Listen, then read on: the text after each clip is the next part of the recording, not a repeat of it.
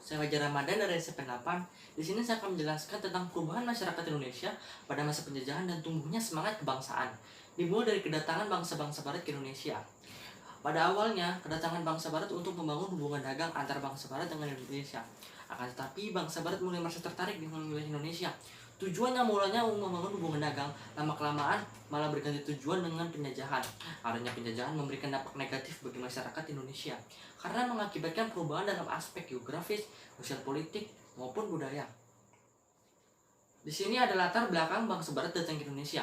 Yang pertama, daya tarik Indonesia bagi bangsa Barat.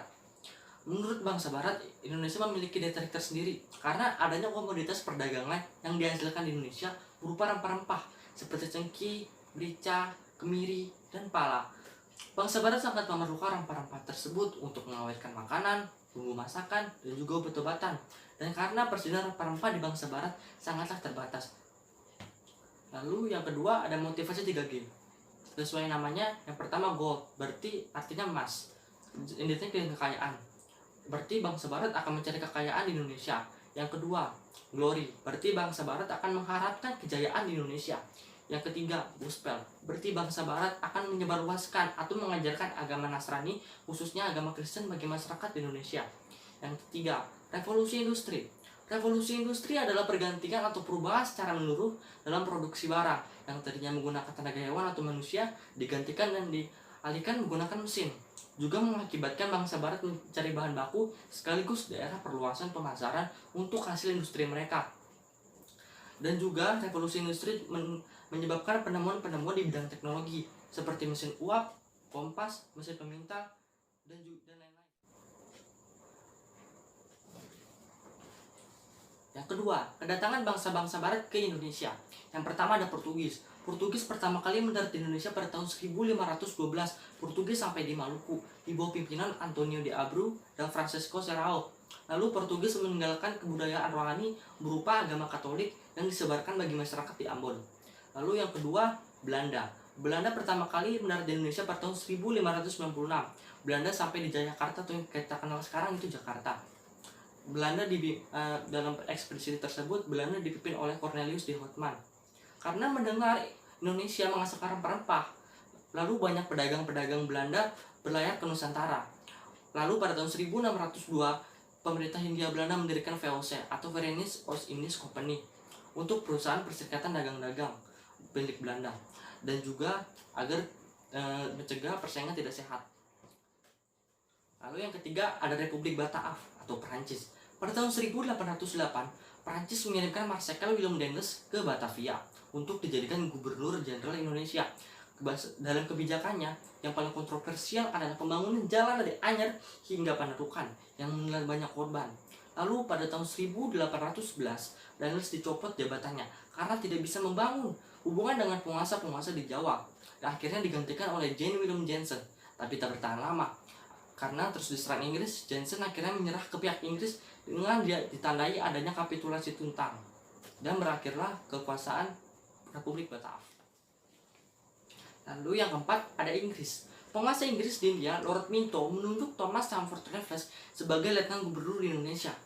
Pada saat pemerintahannya, ya sedikit membawa keringanan pada rakyat, karena dia menghapuskan perbudakan, kerja paksa, dan pajak hasil bumi. Tapi dia menerapkan land rent system atau sistem sewa tanah, yang dimana petani harus menyewakan tanah meskipun ia adalah pemilik tanah tersebut. Dan di lain tepat, pada tahun 1814, Belanda dan Inggris mengadakan Convention of London. Dan salah satu pertemuan tersebut hasilnya adalah bahwa Belanda mendapatkan kembali kekuasaannya di Nusantara dari pihak Inggris. Dan berakhirlah kekuasaan Inggris di Indonesia pada tahun 1816 dan dilanjutkan oleh Belanda. Ulang lagi. Udah apa? Nggak usah, lanjut aja. Udah pakai motor. Yang kedua, pengaruh sistem sewa tanah. Sistem sewa tanah ini adalah kebijakan pada saat pemerintahan Inggris di bawah pimpinan Raffles, di mana ketentuannya sebagai berikut. Yang pertama, petani harus menyewakan tanah meskipun dia adalah pemilik tanah sendiri. Lalu yang kedua, harga tanah tergantung pada kondisi tanah yang disewakan. Yang ketiga, pembayaran menggunakan uang tunai. Yang keempat, bagi yang tidak memiliki tanah wajib dikenakan pajak. Lalu ada pun hambatan-hambatan seperti berikut. Pajak yang akan diberikan pada rakyat karena banyak rakyat yang tidak memiliki tanah yang sama. Yang kedua, sulitnya menemukan luas dan kesuburan tanah milik rakyat. Yang ketiga, kurangnya pegawai. Yang keempat, masyarakat desa belum mengenal sistem uang. Yang keempat, pengaruh sistem tanam paksa. Pada tahun 1830, Johannes van den Bos menerapkan sistem tanam paksa atau kultur sel. Sebenarnya ini bertujuan untuk meningkatkan ekspor Belanda. Karena sebelumnya Belanda mengalami kerugian akibat perang di Eropa. Untuk menutupi kerugian, ia menerapkan sistem kebijakan tanam paksa. Kegiatan tanam paksa itu sendiri adalah menyisihkan sebagian tanah milik rakyat untuk ditanami tanaman komoditas ekspor. Lalu dari yang terlihat, angka kematian akibat kebijakan tanam paksa ini sangatlah meningkat tajam. Karena banyak yang meninggal akibat kelaparan dan penyakit. Dan akhirnya pada tahun 1870, sistem tanam paksa ini dihapuskan karena mendapat kecaman dari berbagai pihak. Lalu yang kelima ada perlawanan terhadap kolonialisme dan imperialisme. Lalu di sini ada perlawanan terhadap persekutuan dagang. Pertama ada Sultan Babola mengusir Portugis dari Ternate pada tahun 1575. Lalu perlawanan Aceh terhadap Sultan Iskandar Muda dari tahun 1607 sampai 1639 yang belum membuahkan hasil. Lalu ada perlawanan Sultan Hasanuddin terhadap Belanda. Lalu yang ketiga ada ketangguhan Sultan Hasanuddin dalam menghadapi Belanda sehingga dijuluki ayam datang dari timur. Lalu serangan gelombang kedua Mataram VOC. Lalu yang keempat, serangan gelombang kedua terhadap Mataram VOC yang dipimpin oleh Kiai Adipati Juminah. Di sini ada perlawanan terhadap pemerintah Hindia Belanda. Di sini ada perang Saparua di Ambon pada tahun 1817 yang dipimpin oleh perang Saparua di Ambon pada tahun 1817 yang dipimpin oleh Thomas Matulesi atau yang kita kenal Kapitan Patimura. Lalu ada pejuang wanita yaitu Christina Marta Tiahahu. Lalu ada perang Padri di Sumatera Barat dari tahun 1821 sampai 1838 yang dipimpin oleh Tuan K. Imam Bonjol. Lalu perang di Ponorogo dari tahun 1825 sampai 1830 oleh di Jawa. Lalu ada perang Aceh dari tahun 1873 sampai 1904 yang dimana pahlawannya seperti Teku Umar dan Cut Nakdian. Lalu ada perlawanan Sisingamangaraja. Lalu yang kelima ada perlawanan Sisingamangaraja di Sumatera Utara dari tahun 1877 sampai 1906. Lalu ada perang Banjar di Banjarmasin yang dipimpin oleh Pangeran Antasari. Lalu ada perang Nagara di Bali oleh kerajaan Buleleng dan Belanda. Ya, di sini ada tumbuh dan berkembangnya semangat kebangsaan. Yang pertama, latar belakang munculnya nasionalisme di Indonesia. Yang pertama, perluasan pendidikan. Pendidikan merupakan salah satu dari kebijakan politik etis yang diantaranya adalah irigasi atau pengairan, emigrasi atau transmigrasi, edukasi atau pendidikan. Nah, segi positif yang paling dirasakan bagi bangsa Indonesia adalah pendidikan. Semakin banyak orang Indonesia berpendidikan modern yang kemudian mempelopori gerakan pendidikan sosial dan politik. Pengaruh pendidikan inilah yang melahirkan para tokoh pemimpin pergerakan nasional di Indonesia. Lalu yang kedua, kegagalan perjuangan di berbagai daerah. Bangsa Indonesia menyadari berbagai penyebab kegagalan perjuangan kemerdekaan pada masa lalu adalah perlawanan yang bersifat kedaerahan. Lalu pada abad ke-20, perjuangan bangsa Indonesia berubah dari bersifat kedaerahan menuju perjuangan bersifat nasional. Yang nasionalisme telah bertumbuh dan menjelma menjadi sarana perjuangan yang sangat kuat. Corak perjuangan nasional bangsa Indonesia ditandai dengan momentum penting yaitu dikeluarkannya Sumpah Pemuda 28 Oktober 1928. Lalu ada nasib sepenanggungan. Perluasan kekuasaan Barat di Indonesia telah mempengaruhi perubahan politik, ekonomi, dan sosial bangsa Indonesia.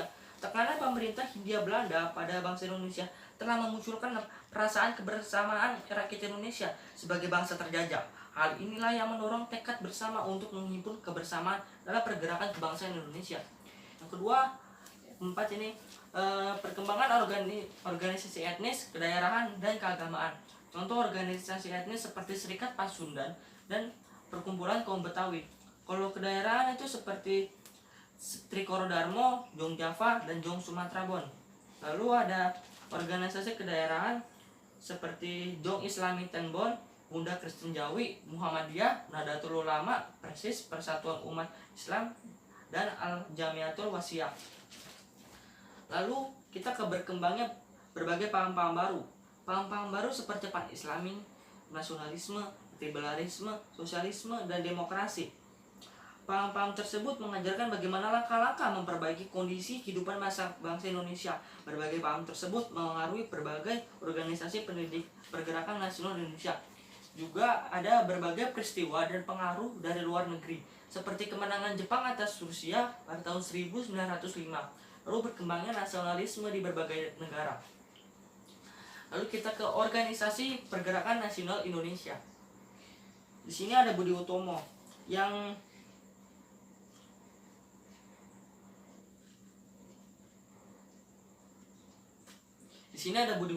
Budi Utomo yang didirikan pada tanggal 20 Mei 1908 yang diketuai Dr. Sutomo dan pendiri seperti Dr. Gunawan Cipto Mangunkusumo dan Reto Aryo Tirto Kusumo. Lalu ada Sarekat Islam. Akibat persaingan dagang yang tidak sehat antara pedagang pribumi dengan pedagang Tiongkok, pada tahun 1911 didirikan Sarekat Dagang Islam atau SDI oleh Kiai Haji Samanudi dan R.M. Tirto di Suryo di Solo.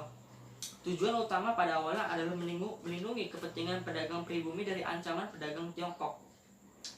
Lalu dalam kongres di Surabaya tanggal 30 Desember 1912, SDI berubah nama menjadi Sarekat Islam. Lalu ada Industri Partis.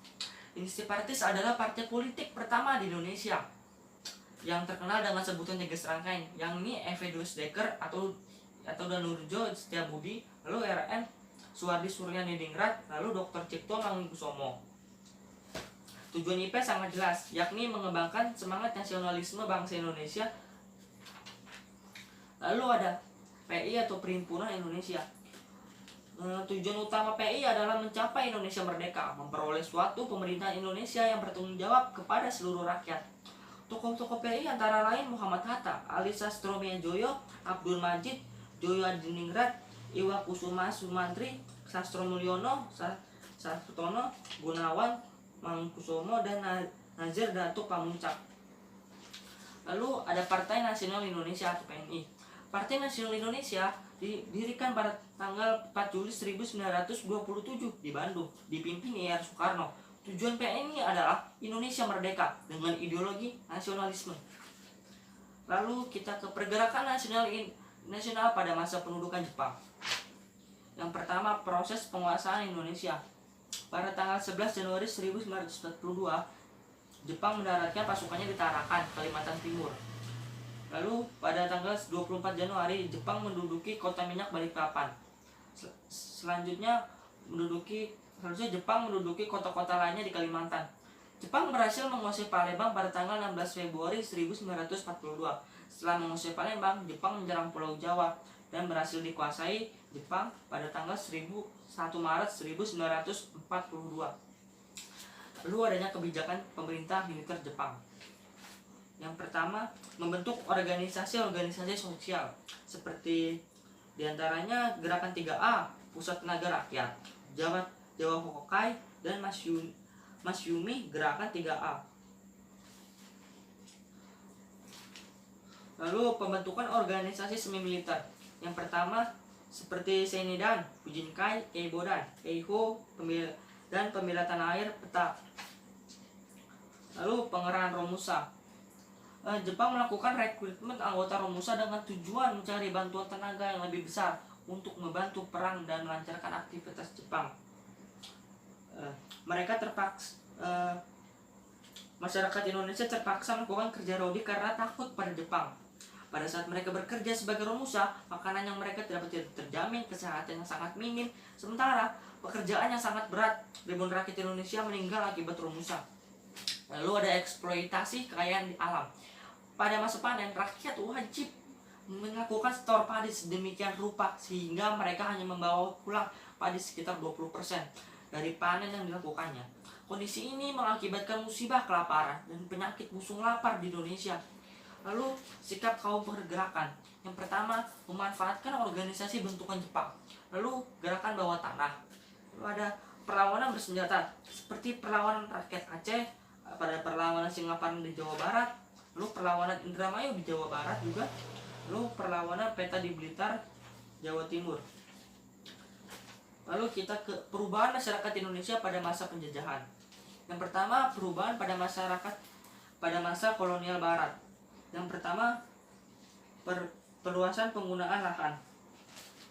Yang kedua, persebaran penduduk dan urbanisasi. Yang ketiga, pengenalan tanaman baru. Yang keempat, penemuan tambang. Yang kelima, transportasi dan komunikasi. Yang keenam, perkembangan kegiatan ekonomi. Dan 7, pengenal uang. 8, perubahan dalam pendidikan. 9, perubahan dalam aspek politik. 10, perubahan dalam aspek budaya. Lalu kita ke perubahan masyarakat Indonesia pada masa penjajahan Jepang. 1, ada perubahan dalam aspek geografis, perubahan dalam aspek ekonomi, perubahan dalam aspek politik, dan yang kelima, perubahan dalam aspek budaya. Lalu puncak daripada perjuangan Indonesia adalah proklamasi yang dideklarasikan oleh Ir Soekarno dan Muhammad Hatta pada 17 Agustus 1945, yang dimana kebangkitan bangsa Indonesia agar merdeka. Sekian dari saya. Wassalamualaikum warahmatullahi wabarakatuh. Maaf jika ada yang kurang atau ada yang salah.